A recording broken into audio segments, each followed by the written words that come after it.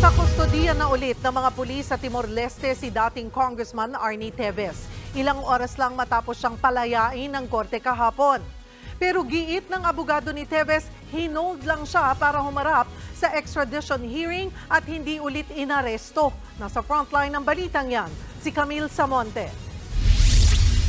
Nakaposas at bantay sarado ng mga tauhan ng Timor-Leste National Police si dating Negros Oriental Congressman Arnie Teves nang dalhin sa korte kanina. Yan ay para sa extradition hearing ng dating kongresista, kaugnay ng hiling ng Pilipinas na pauwin siya para dito harapin ang mga kaso niya, kaugnay ng pagpatay kay dating Negros Oriental Governor Roel Digamo at siyam na iba pa. Kahapon ay sandaling nakalaya si Teves pero agad ding dinampot ng mga polis. Giit ng abogado ni Teves na si Attorney Ferdinand Tupacio, hindi naman ito maituturing na pag-aresto kundi ipinahold lang ng korte. Nagkataon lamang po today is the start of the extradition hearing. The court may ask that the extraditee be placed in the custody of the court to ensure that he will be attending the proceeding. Wala pong rehas dito. It's just a room where he is kept under guard by the National Police. This is not a prison. Sa katunayan, pinalaya na raw si Teves matapos pagbigyan ng kanilang hiling na habeas corpus. Ibig sabihin daw nito, mahina ang basihan ng extradition request ng gobyerno ng Pilipinas.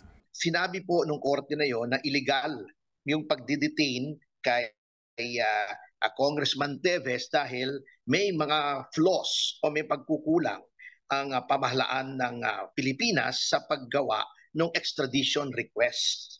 So, nandoon po very clear doon sa pinadala ko at ang translation noon is that immediate restoration of liberty to Congressman Teves. Yun yung sa habeas corpus case.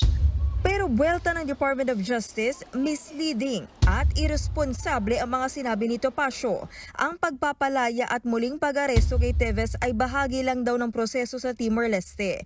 Giit pa ng DOJ, kompleto ang ebidensya at requirements na isinumite nila sa korte roon.